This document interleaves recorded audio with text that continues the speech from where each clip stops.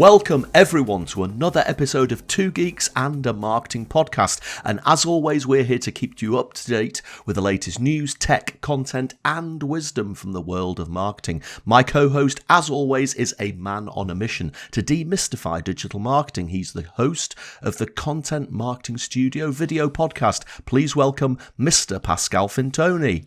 Well, thank you so much. Well, it is a pleasure to spend some time with someone who's also on a mission to keep marketing simple. This time, they're the voice of the Marketing and Finance podcast and the host of the Roger video series. I give you Monsieur Roger Edwards. Oh, thank you so much. And Pascal, something very important I've got to say to you today.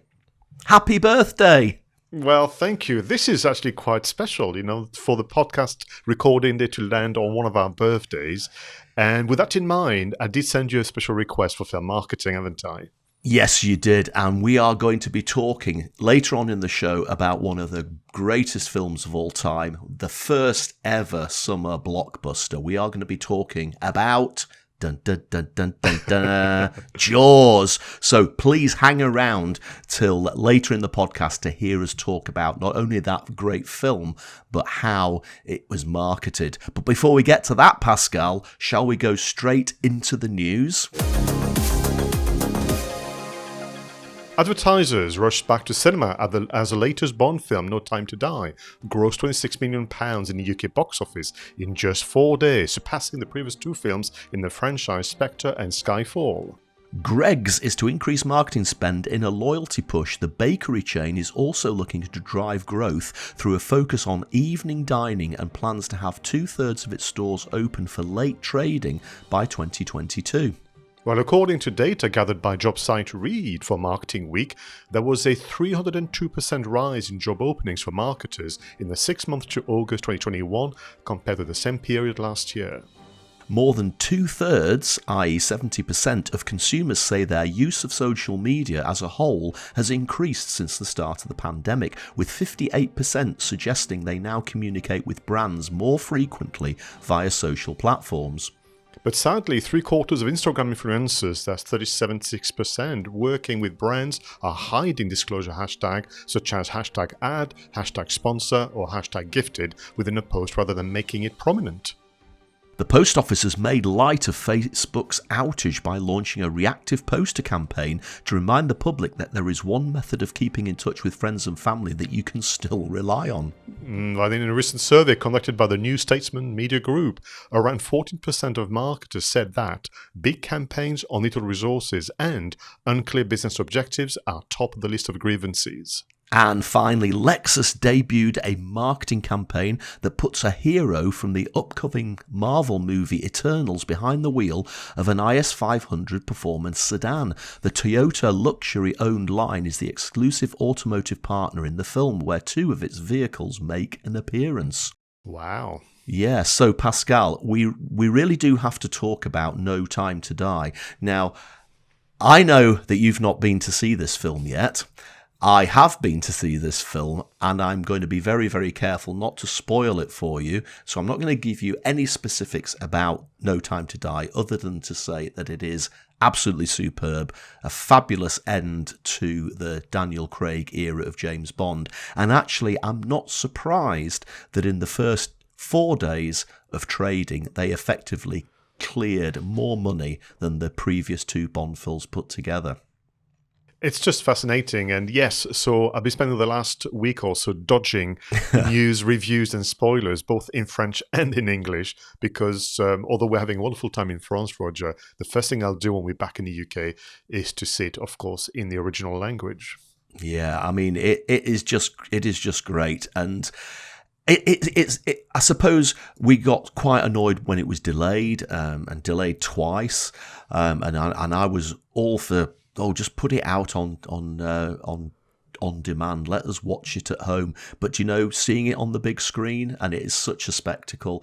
I think they did make the right decision, and it certainly seems to have created this massive rush back to the cinema. Hence the massive box office takings.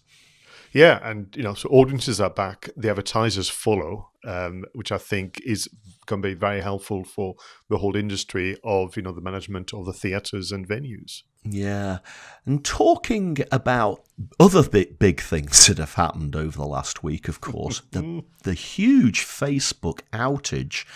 I think Facebook and Instagram and WhatsApp Messenger and Facebook Messenger as well effectively went down for pretty much a good 12 hours. And of course, the thing that amused me the most is you get all these marketers immediately writing articles and posts saying, we just told you that you shouldn't build your empire on somebody else's property. You should always have a website. You should always have an email list. Yes, we understand that. It's absolutely a point well made. But my goodness, do so many people have to make the same point? But what was quite interesting is this post office reaction. I would not have expected the post office to be a brand that would have leapt so quickly onto another brand's misfortune like this.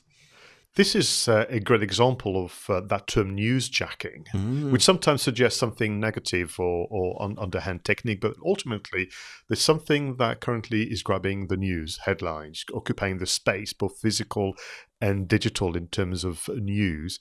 And a brand like the Post Office, who are really, when we talk about sometimes the This Week in History, and we remind ourselves about people sending telegrams and the first form of telephone calls and so on, they are really an institution when it comes to communicating and still sending parcels and letters. And I thought, yes, good on you, and I think more importantly, we all know as we're approaching the end of year celebration festivities, the pleasure in sending and receiving postcards and letters. I think the timing is impeccable. Yeah, and there is a bit of a return to sending proper things through the post, isn't there? Thank you cards and things like that are making a comeback. And I think we've lived in the digital world for so long. It is really nice to see sometimes that paper dropping through the letterbox in the morning or midday, as it usually turns out to be. But I think it's nice to have that retro feel to things again. Absolutely. Yeah. Now, yesterday I went down to Durham, Pascal. I was at a live event doing a speech, and thank you for putting me in touch with the organisers of that event. And I found myself using social media to get in touch with LNER because I wasn't particularly impressed with their service yesterday. Later in the day, I had cause to use the Twitter account of a company called 𝗑𝗶𝗶𝗄𝗃, which is a concert ticket selling business. And it just made me think about this news item where so many more people are going straight to social media to engage with brands, mainly if they've got a complaint, I have to say. But sometimes I do try to compliment brands as well. So are you surprised by this figure of 58% of people effectively using social media to communicate with brands as the first means of communication? Not any longer. Perhaps a few years ago, I'd have been quite surprised. But here's the point, Roger. Both in terms of complaints and compliments, it's easier than trying to seek out the number to ring on their very cumbersome and clumsy website. It's easier than to send an email. It's easier than writing a letter. And more importantly, people will know from their own experience, but also what they've heard others say to them, you usually get a quicker response if you go on social media. Yeah. In fact, by extension, if you do a live chat as well, you get a better service than trying any other things. What I think is important is for the brands then to say, well, how do we turn this into a positive experience? Because ultimately, you don't want your Twitter account or Facebook account to become the surrogate kind of complaints department. And I think this is where they can get more innovative, more imaginative, and make the Facebook page a go-to destination for a range of experiences, not just I'm having a hard day, please help me out. Yeah, that is such a good point. That's such a good point. And again, having said what we said about the post just before, it just highlights how reliant we are upon social media as a communications vehicle now. And you're absolutely right as well to make the point that so many brands effectively hide their contact details down in the depths of their websites, where sometimes you almost give up trying to look for the contact details. So once again, some fascinating news items to look at there. Could have probably talked about all of them, but as always, we want to fire through the show and head towards that review of Jaws that we're going to talk about later in the show. But the next section of the show is also one of my favourites, Pascal. So let's move on now to the content spotlights. In this section of the show, Pascal and I bring to the table a piece of content. Now, that could be a blog article, it could be a podcast, it could be a video, something that's caught our attention in the last week. So, Pascal, what have you got for me today? Well, today I've got a short-form article about the Facebook outage. What else? Now, back to your point earlier. Like many people, I discovered something was wrong when I was trying to contact actually my parents on video messenger. I must confess, much to my shame, I actually blamed my parents first, thinking, well, they must have done something wrong because that's what they do typically. But when I eventually managed to get some news, realized there was something the matter, I was just interested to understand what happened, why it happened, and what could we do in the future. But I was also very disappointed by the tone of the many articles, the tone of the many podcasts and videos, which was very, very harsh, very full of blame and that kind of things, until I came across this article from 𝗓𝗵𝗲 for fastcompany.com, a fine news outlet. And the title is, Facebook Not Working will be a case study for social media managers in how to maximize brand Twitter. And what Jeff is saying, and I won't reveal too much because it's a short article, but also it's so witty and makes you smile.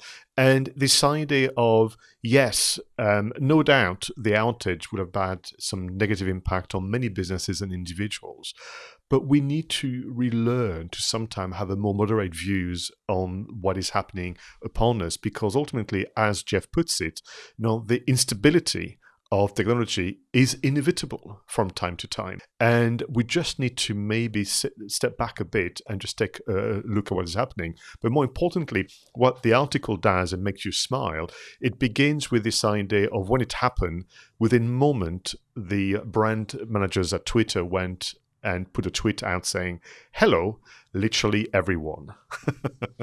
And recognizing that the world would just move from the Facebook ecosystem to probably Twitter, ahead of LinkedIn, I would argue.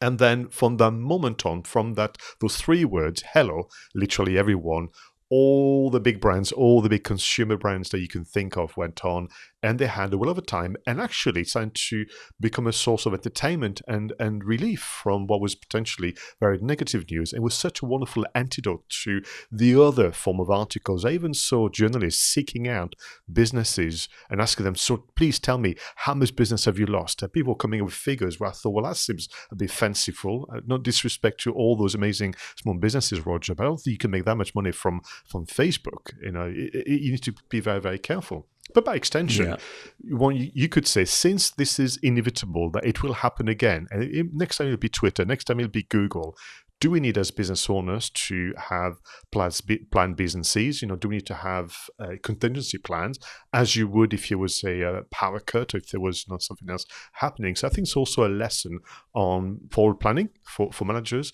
But more importantly, at a time where, as Jeff puts it, light-hearted content and moments are so rare and few and far between, should we relearn to just, once again, take stock, understand the impact, but not necessarily go for the very harsh and negative views?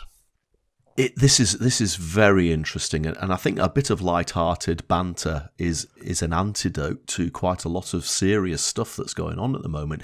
I mean, Twitter, a lot of people don't go near Twitter these days, Pascal, as you know, because I've heard Twitter described as a cesspit, especially when you get polarized views where people are slagging each other off, talking about politics or diversity or whatever it might be.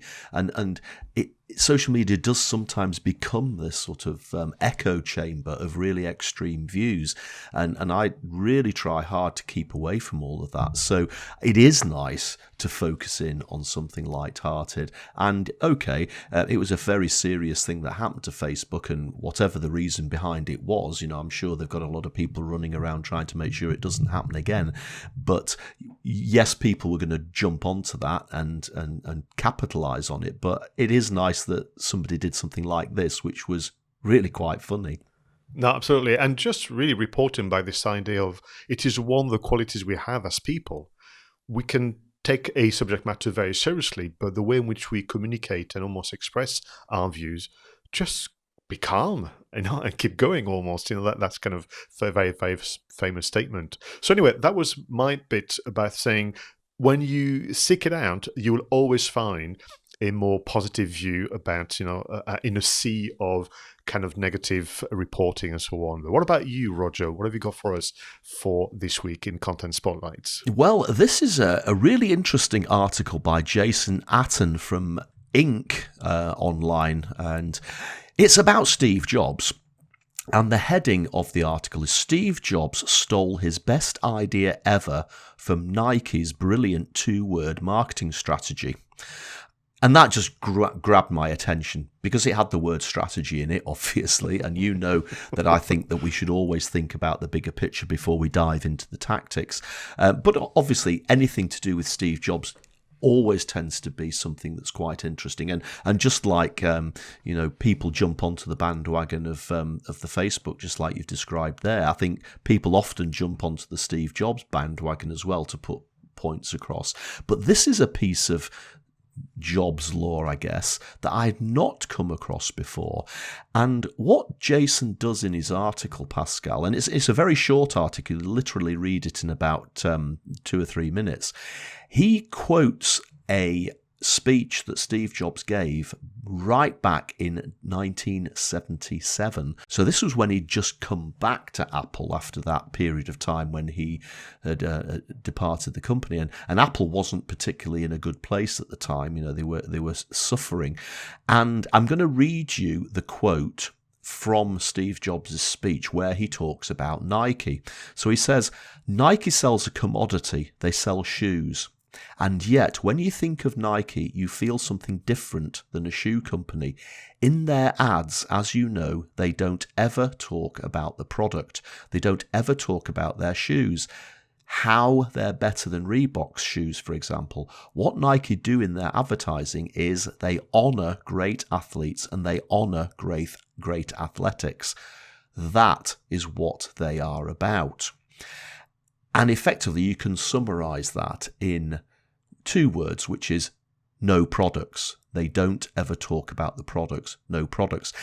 And after that, pretty much for a decade, Apple's advertising always featured something other than products. They had this whole thing going on about thinking differently and, aspirationals and changing the world, which, of course, eventually they did with the iPod, the iMac, and eventually the iPhone. And we all know how that's absolutely revolutionized the world. And whilst I think that Apple have probably strayed back now into product advertising, I think what was so interesting to me about this little article and how it made me think about it is we are all told, let's promote our products. That's one of the key things about marketing. And yes, we know that on the whole, you shouldn't promote the features of your products. You should promote the benefits of your product. Sell the sizzle rather than the sausage, I guess, is one of the cliches. But maybe sometimes it's worth sitting back and thinking, if we had to advertise our brand or our company without talking about the products, what would that promotion, what would that advertising, what would that content look like? And for me, that was a really interesting mental thought exercise. Certainly something to think about on the train back from Durham yesterday. So my challenge to people listening and watching to Two Geeks and a Marketing Podcast today, as a result of this content spotlight, is think of a promotion for your company or your brand, but don't talk about your products and see where it gets you. Do you know what's interesting? It feels as though, and that's why it's so important that we have this podcast, that whilst people will suggest and claim that content marketing has been with us for 10 years and that we're really getting better at it than ever before, here we are, a bit of humble pie. 1977, somebody came along and said, let's adopt a theme, which would be the term I would use. Let's go for what we stand for and use that. And I think for me, you're right. We've all been trained to go for features and benefits. That's what I would call the essential stories. And by all means, do them. You must obviously do that. But then what else are you left with to stand out from the crowd? And particularly nowadays, the white noise of the internet. Then you're left with the emotional stories. And in the case of Nike celebrating the commitment and the hard work of those athletes, and then telling their stories. For me, one of the best adverts I've ever seen on TV to this day is the 2012 Paralympics adverts on Channel 4. Do you remember? Yeah. It used to bring tears to my eyes because of the storytelling, the composition, the music, and so on. But that was it. It wasn't saying, "Oh, we have some games happening very soon, and these are the dates and these are the times, and please join in and support." It was just telling you that story visually and also with sound. That was truly incredible. And I think for people listening to this podcast and watching this video, you are part of the solution. And you can get inspiration, as Roger did a moment ago, by reading articles, by watching videos and films that are away from your industry, which I think that's what happened with Steve Jobs here. You could argue, hey, you're the computer guy. What on earth are you doing looking and paying attention to what a shoemaking company is doing? It's actually because that's where the inspiration comes from for me. Yeah. Often we can take our best inspiration from the way others articulate things and what others are doing, which is why I just really like the succinct brilliance of that particular article. Thank you, Pascal. Another great debate on content. Shall we move on now and talk about marketing, tech, and apps? Pascal, tell me, what technology have you got to share with me this week? So today, my two choices and suggestions are born out of recent disappointment. So, Roger, as people have heard last week and this week, I'm currently in France visiting family, but also taking advantage of my French office in Saint-Nazaire near Nantes in Brittany. And I've been sharing pictures, particularly of where I've been, what I've done, and so on. But I'm sure you feel the same. You take the shot of the beach in 𝗪𝗵𝗵, you take the shot of a lovely building, and then when you look at it, compared to what your eye can see, it just doesn't match, does it? It's very, very disappointing. And I've been thinking about this. I'm also, I must confess, also just keen to not tease too many of my British friends with this glorious word I'm enjoying at this moment in time. But nonetheless, so I remembered recently an app called CapCut, C-A-P-C-U-T, CapCut Video and Photo Editor. And although I've been using it to edit photos, it is also a very good video editor for your mobile phone, both Android and iPhones. What I've used it for was to take a photo and do a 3D rendering. So what the AI kind of powered system can do on CapCut is take a shot. In this case for me was the beach, looking to the distance. And what it does, it creates a foreground, a middle ground, and a background, and then animate it to music and sound effects. Just kind of give it more, bringing more life to your shots. So it's good fun to do. It's actually very, very good for products as well as services and anything that you want to do. So if you want to bring a bit of life, as I mentioned a moment ago, to maybe your social media post or your blogging activities, CapCut, both for photo and videos, is very, very good. Then the other thing was I wanted to, on occasion, send a quote, a sentence, or even simply a date in terms of a venue.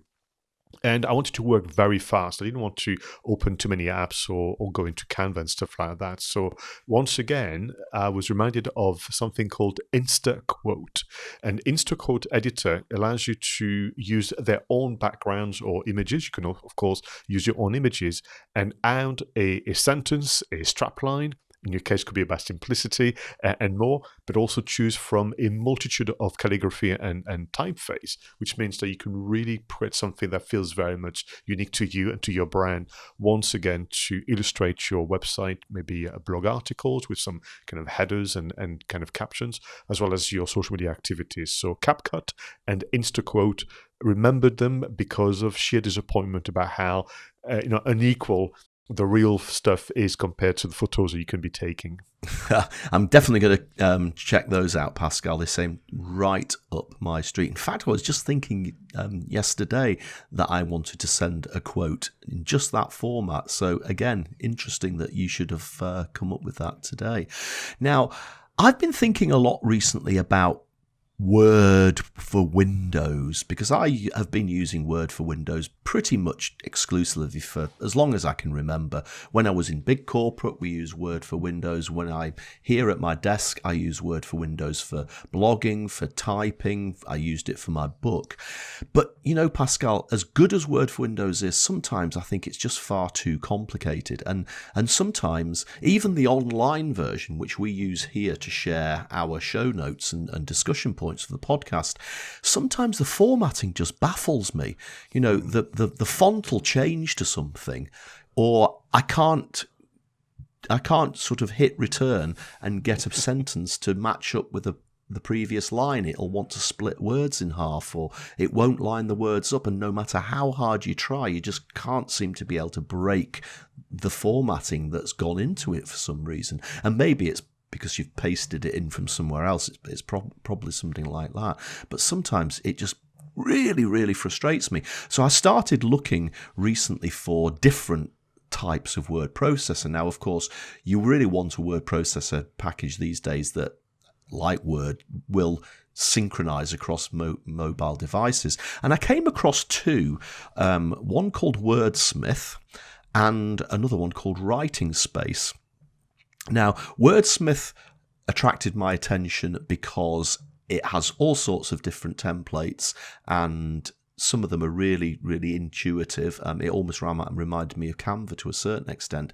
And both of them have this facility where you can effectively turn all the buttons off and just end up with a completely blank page, blank screen, and you can type without being distracted by the file, the file menu, the home menu, the insert menu, the layout menu, the references menu, and all the buttons and all the things.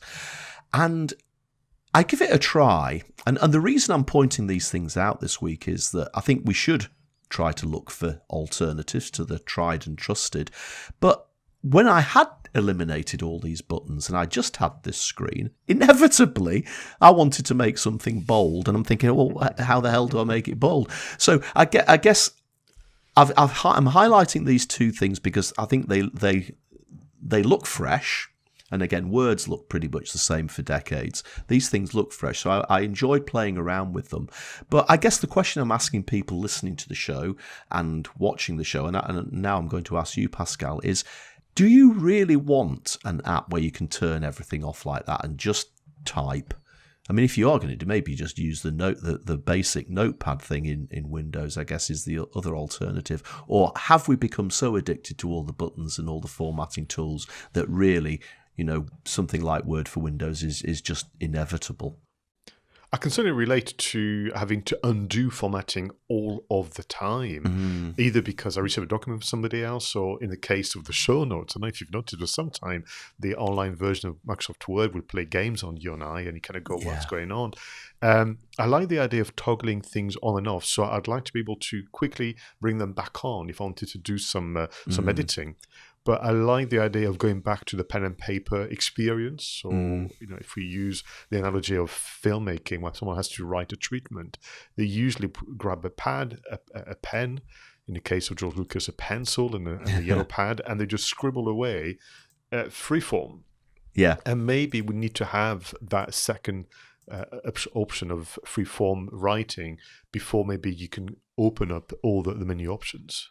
Yeah, I think that's probably fair. You want that halfway house between the two, don't you? You want that halfway house. But yeah, it was interesting to I probably will not move on to using one of these apps, but I really enjoyed actually just researching it and having a mess around with them. And as always, there are free versions and there are paid versions. I think I probably wouldn't pay for one of these two, but I certainly enjoyed playing with the free versions. But as you always say, Pascal, all of these apps that we rely on, all of this technology that we rely on, usually has a starting point sometime way back in history. So what we need to do now is set the controls of the TARDIS, fire up the flux capacitor, and head back in time for this week in history.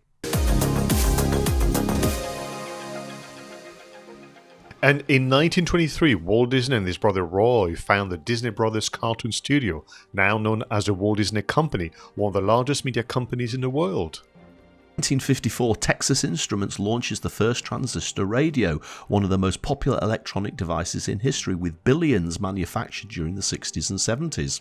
In 1960, the American adventure film Spartacus, directed by Stanley Kubrick and starring Kirk Douglas, had its world premiere. It won several Academy Awards, including Best Supporting Actor for Peter Ustinov. And in 1983, Lotus Development goes public. Lotus Development Corporation went public after record revenues of $12.8 billion for the previous 12 months. And I remember very early in my corporate career using Lotus Notes. And was there even something called Lotus 123 at one point? Yeah, that's the one I used, yeah. Yeah, but Pascal, I didn't think, apparently when I came across this news item, the early versions of Lotus spreadsheets were in the early 80s, and I would have said that was much earlier than I'd expected. Very much so. I mean, we were introduced as part, so they introduced computing, I think it was even called that, lessons when we went to college and university. And Lotus 123, was it? We also used WordPerfect. Yes, WordPerfect, my goodness. Yeah. It started all this, and I mean, I can't remember how we migrated eventually to Microsoft Excel, but Lotus 123 was something that we used for a long time. And indeed, that's where I learned all the formulas and all the way in which you can use tables and calculation for forecast and bar charts and pie charts and all that stuff. Yeah, and of course, they started the spreadsheet, and now, of course, the default, just like we were talking before, the default word processor is Word for Windows. Of course, the default spreadsheet now is Excel for Windows. But yeah, the humble beginnings, traced back in time, was Lotus. So which of these historical items caught your attention this week, Pascal? For me, it has to be the transistor radio. First, 1954, which, is a long time ago. Now, you mentioned a moment ago, and thank you again for the birthday wishes, but as a child, when I got my first radio on one of my birthdays, I think maybe I was 10 or 11, oh my God, Roger, I think it was as exciting when I got my first computer. It was a world of freedom. I could just listen to my own stuff. But back then, it was one of those single earpiece that kept falling off because the cable wasn't long enough. And of course, almost like kids nowadays would take the mobile phones to bed, I used to take the transistor radio to bed. Now, the sound was awful. It was all full of crackling and hissing and so on. And the moment you move the dial a bit too much, you would lose a station. But it was just so exciting. So anyway, it was all this kind of smuggling going on, me taking the transistor radio to the bedroom, my parents trying to catch me out, and so on, and then listening to French music primarily. So what is interesting for people listening from around the world is that in France, there is a requirement for radio stations and by extension TVs and even streaming services to play a certain percentage of local artists. So I'll be listening to French music, to Italian, German, British, which were always the best to me. And back then, already some of the superstars of the 70s and 80s rock bands were through. But it was just so exciting. And then came the need to, of course, record and create your own mixtapes. So that's, again, another adventure. Yeah, I mean, I can remember feeling so proud when I first got my first clock radio in my bedroom, and you would deliberately set the alarm half an hour early so that it would go off and I could lie in bed and listen to the music coming through from Radio 1 in those days, probably Tony Blackburn or Dave Lee Travis. My goodness. So once again, history shows us how much we rely upon those amazing pioneers from the past who have shaped the world that we live in today. Shall we celebrate the work of different types of creators now, Pascal? Shall we move on to the creator shout-outs? It won't be long now until we're talking about that fabulous film from 1975, Jaws, so stick around. But before we get to Jaws, let's do some creator shout-outs. So Pascal, who are you celebrating this week? So for me this week, Roger, is a very long overdue. I want to talk to you about David Dunn, who is the CEO of Sutherland Software City, the chair of the UK tech cluster, and clearly a champion for tech companies in the northeast of England. And I'm glad to say that he just announced that he'll be launching a LinkedIn series to shout out, showcase and highlight digital tech companies working in the northeast of England and doing amazing work. And the reason why I'm so delighted is because I like to think that I keep myself informed what is happening in my region and beyond. But it's difficult, isn't it, Roger? And to have someone like David Dunn to put the effort in to highlight those companies, for me to understand what they do, who they want to help, so I can refer them to my customers, is just going to be a big plus to my work myself as a kind of creator of the weekly roundup. So David Dunn, long overdue to give you a big shout out and thank you for your work you do for the tech industry. We're looking forward to your LinkedIn post as well. And it's always great to celebrate people from the northeast, isn't it? I love that part of the world, having just come back from Durham yesterday from that great event that I was speaking at. So Pascal, this week I'm going to give a shout out to 3 people actually, and the reason there are 3 people is that they've just recently all worked collectively on a really interesting campaign in the financial services industry. Now, if I was to say to you, let's talk about income protection, your eyes would probably glaze over. In fact, I can see on the screen that they have just glazed over. Let's face it, insurance, income protection insurance is not the most interesting of subjects.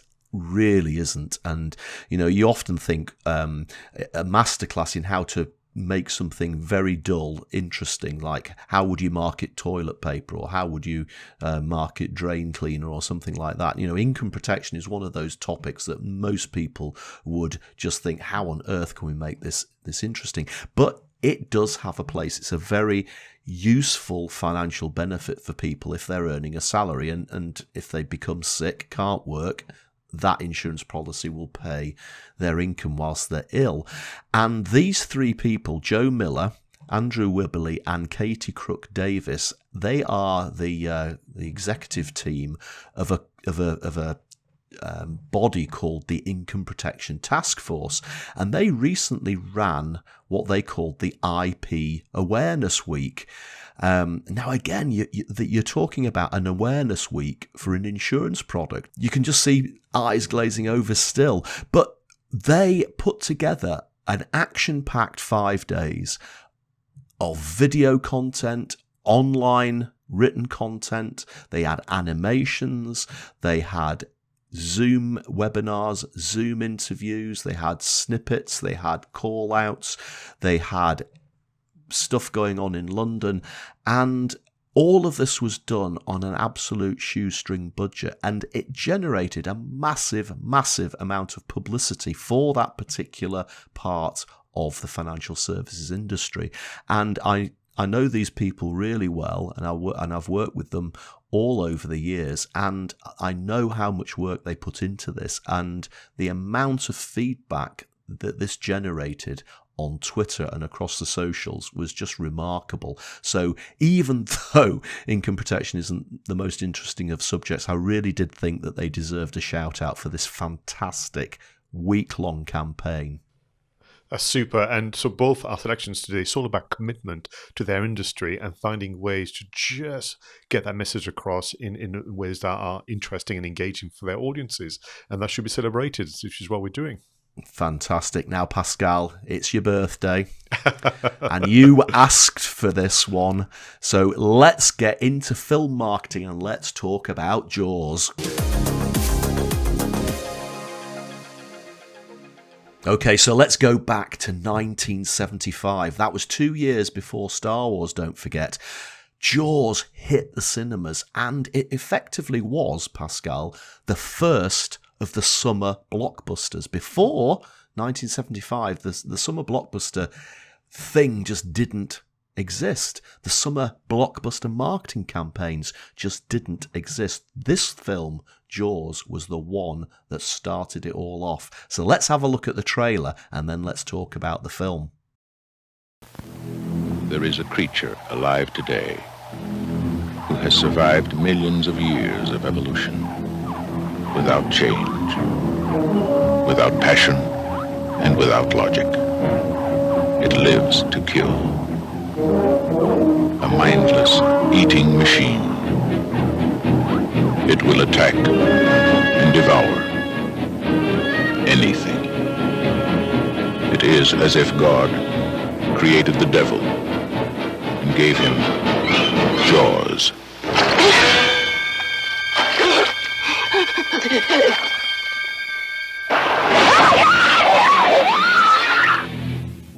From the best-selling novel, Jaws.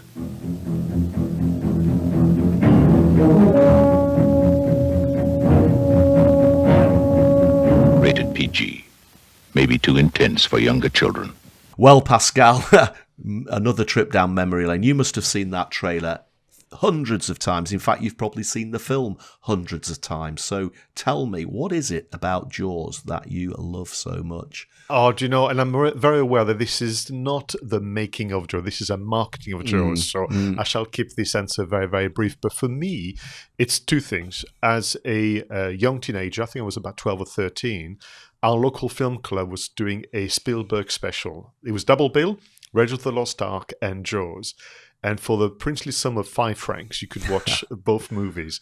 And I went in the afternoon, and I was so blown away. I think for me it was transformational, Roger, and probably what made me want to become a filmmaker. I ran home, begged and pleaded my mother to give me more money, and promised I would do more washing up, I think, in the week leading up to, and went back in the evening to watch it again. And Jaws both terrified me, but also even as a young man, I understood then this is a story incredibly well told and an example for others to follow, which has been the case, of course. Yeah, I mean, again, I was 10, I think, when it came out, and my Uncle John took me to the cinema to see it because my father was away at the time, I seem to think, and my mother was too scared to go to the cinema, so my Uncle John had to take me to the cinema to see it. And I remember him buying me a Jaws mug, which I still have in the cupboard somewhere. I must look. Wow. I'm pretty sure it's probably very faded and very sort of delicate now, but yeah. And I mean, again, this isn't, as you say, this is not the making of Jaws, and this is not a massive review of Jaws, but there are just some of those things that you just, the storytelling, as you said, fantastic. That scene where Quint's telling the story of him on that ship that went down with the sharks circling around is just mesmerizing, isn't it? You get sucked in so much more than any storytelling scene in any film of all time. That always stands out to me as just masterful. The tension of the music, the fact that they don't reveal the shark until so far into the film, keeping it hidden, just amplifies the fear factor, and of course lots and lots of quite scary standout moments. And there's one bit of, I don't know whether this is just an urban legend now, Pascal, but I want to ask you about it. You know the bit where the head comes out of the hole in the side of the boat?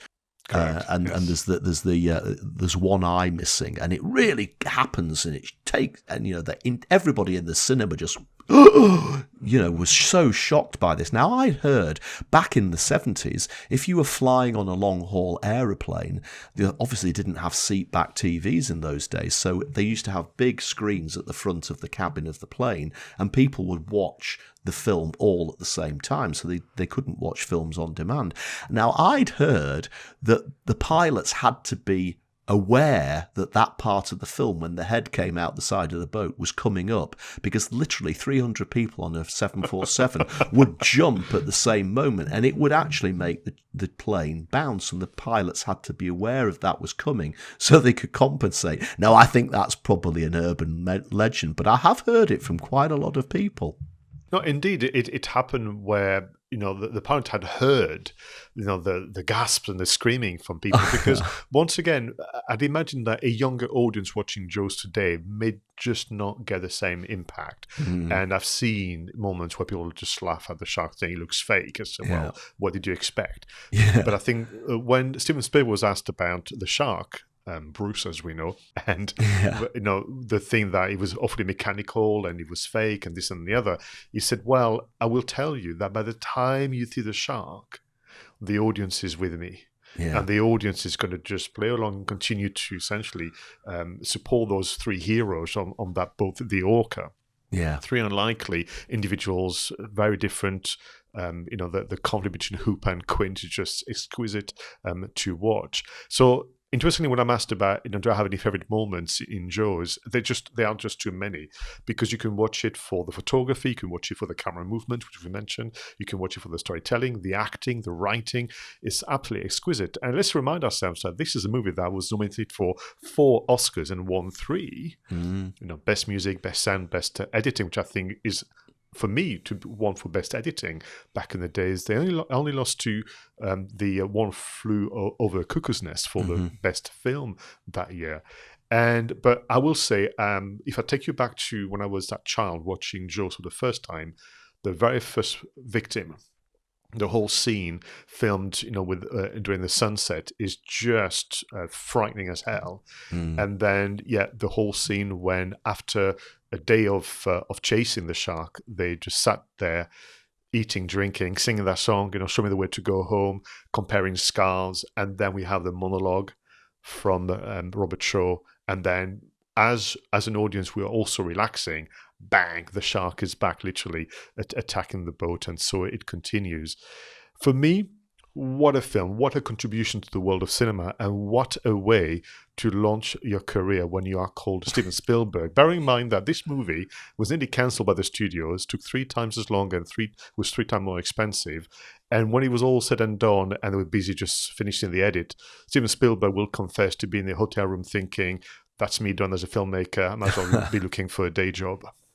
Absolutely. And I have to say, Pascal, it's credit to Steven Spielberg and his belief that the tension, the music, the characters sucks you in enough so that you can put up with the shark, that he's never, ever done a George Lucas and gone back and created a CGI version of the shark. Because they could do, couldn't they? They could try and come up with a shark that looks more like a shark. But it's the fact that they haven't done that proves how successful the film was in actually not relying upon the shark. Oh, you're absolutely right. So looking at the marketing now, interestingly, as a huge fan, I know you are and people around the world are, but I've got pretty much every books, every documentary, I've listened to every podcast going. So in the making of, you and I could speak about it for 2-3 hours, but in the marketing of, I've learned some new things, which is a real pleasure. So to begin with, what we've done, viewers and listeners, we split the marketing campaign of all marketing campaigns for 1975 into the elements of the key art or iconic poster, the book.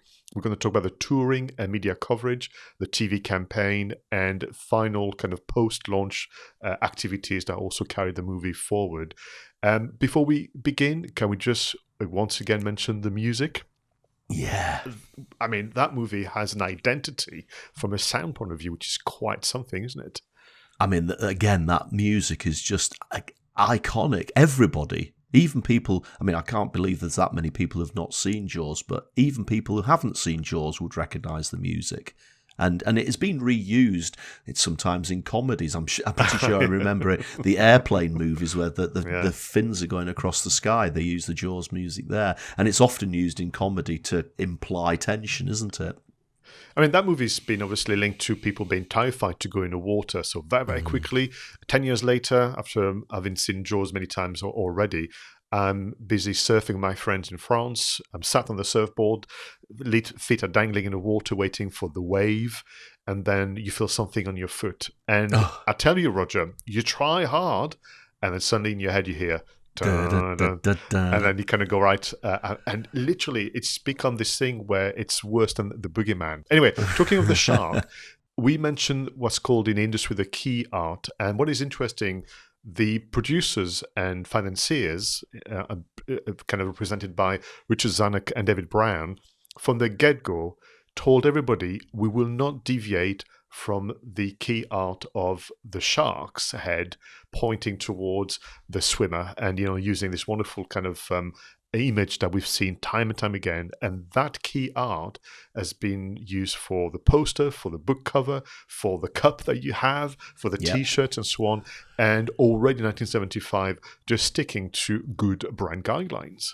Yeah, and again, you're absolutely. I can remember learning how to draw that shark. I got pretty good at drawing that shark. But it's just, again, last week we talked about Misery and that iconic poster. This is, again, so simple, really, isn't it? It's a shark's head, the surface of the water, and somebody swimming across the surface of the water, and that's pretty much it.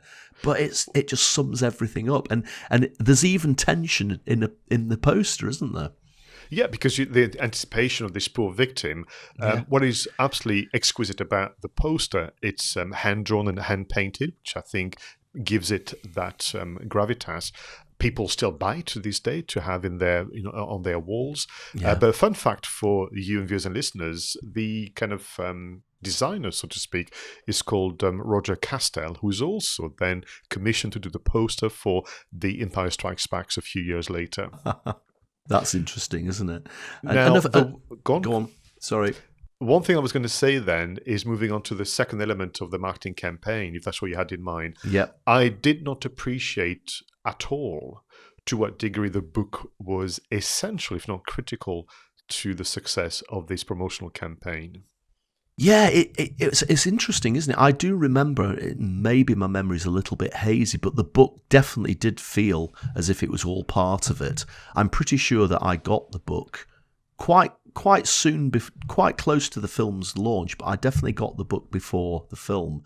And of course, you had the iconic cover of the book, same as the film as well. And that that created so much anticipation, because again, the film in the early part of the film follows the book pretty closely. So I'd already read the book and knew what was coming. And the book's really quite descriptive and quite tense as well. And of course, the film managed to amplify all of that. But yeah, I remember everybody had the Jaws book. And I remember W.H. Smith's in St. Anne's Square, they had the big sort of rack of Jaws books in the window, and all those sharks in the window of W.H. Smith's, again, very iconic. And therefore, what the team did was to apply what would call content marketing technique or word of mouth marketing techniques, where they sent special hardcover version of Jaws, the book, to what they called at the time opinion holders, which I think would have the less elegant name or label of influencers nowadays. Then they sent copies, kind of paperback copies, to everybody that was, I would say, a hub, from restaurant owners to visible kind of MDs and CEOs to even personal friends in the media. So anyone that could essentially sing the praises of the book and by extension the movie was sent a copy. So using, once again, networking to their advantage. And not to mention, of course, that the examples of many, many book outlets just creating events.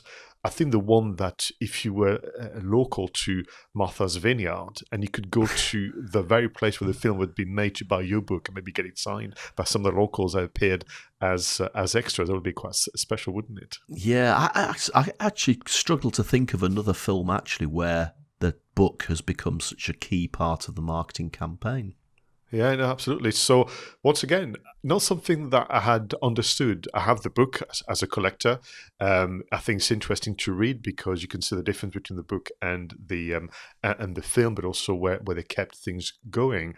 But yeah, at a time where, once again, people are singing the praises of content marketing as a newer practice, I would say, well, in 1975, people were doing it already.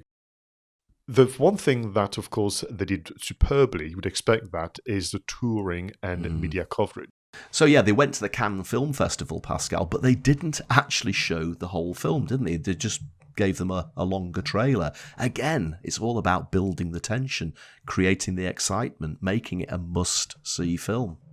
And what is interesting, I've heard that done before. Quentin Tarantino has done it before. Jean-Claude Van Damme actually did it as well, where they don't have a film, but they managed to get the journalists to talk about a film that they've not seen just by doing VIP screenings, maybe a longer trailer, or inviting them for a coffee and the chat. So that's really quite exciting. But whilst they were there in Europe, which must have been interesting to travel to Europe in 1975, thinking about it. You may know which kind of aircraft they would have used then. They did Paris, London to negotiate distribution deals for the books and the movie, and maybe one for a historian of Jaws. Zanuck and Brand were interviewed by the BBC and ITV, so there may be some footage somewhere. That would be interesting to see, wouldn't it? The one thing that research would suggest is that both Zanuck and Brand, Spielberg and Peter Benchley then for 2 weeks toured 11 US cities. Now there's some grueling diary. I mean, they must not have slept much. But the success of all those guest appearances on TV and radio led to the famous Time magazine cover, where Jaws, literally the iconic poster, was on the cover of Time magazine. Once again, an incredible collector item to be sought out. I'm sure it must cost a fortune by now.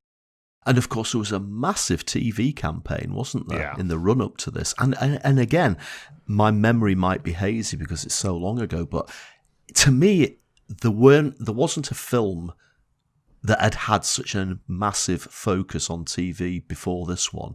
I mean, you'd see the odd trailer, the odd hint towards the film, but this one, I definitely remember it being on so much. Oh, look, there's that shark film again. That's why I had to get my Uncle John to take me to see it, because I'd seen it advertised so much that I just had to be there.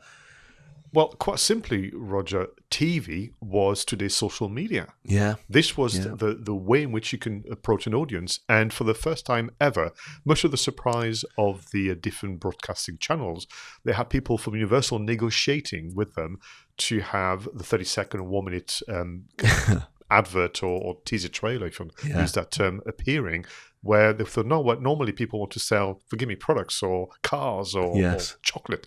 Why would you want to promote a film? And that allowed them to keep the price to a minimum. But, as you mentioned, this is not only the first summer blockbuster, this is also the first proper summer blockbuster campaign.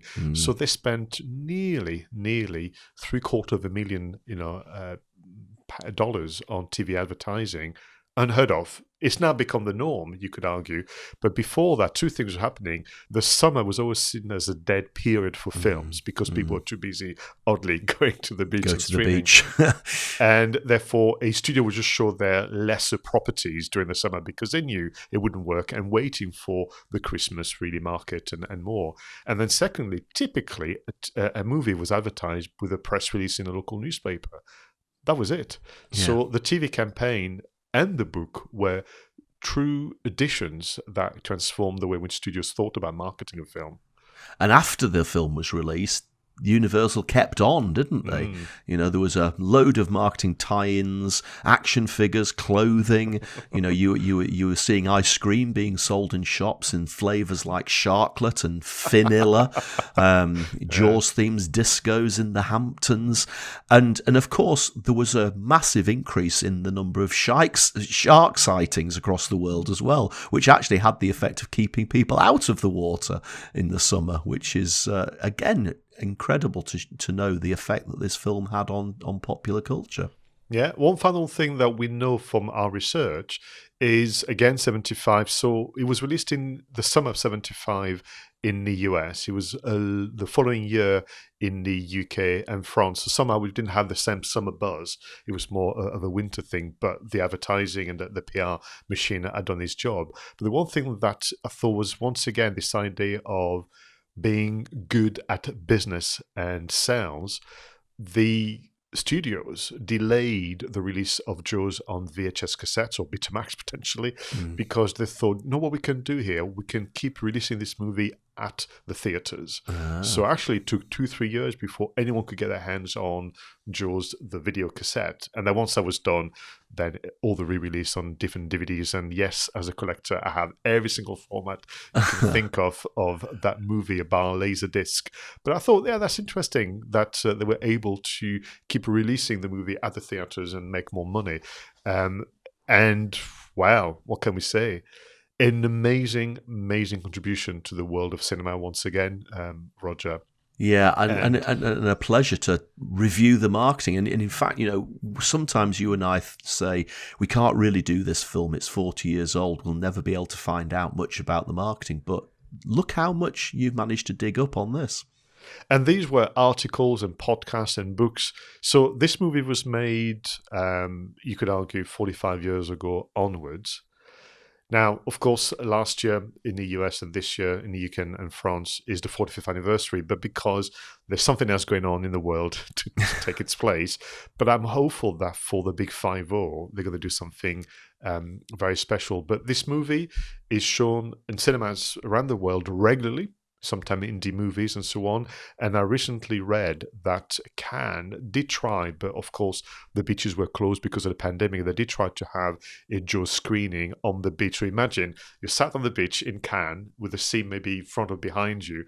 On the big screen you've got Jaws, but you are sat in the sand with the waves crashing behind you. That would have been quite an experience. Fantastic, and such an image, and it's so good to talk about this on your birthday, Pascal. Thank you so much. I do know that it is one of your, if not your favourite film of all time. So finally we have it as part of our film marketing slot.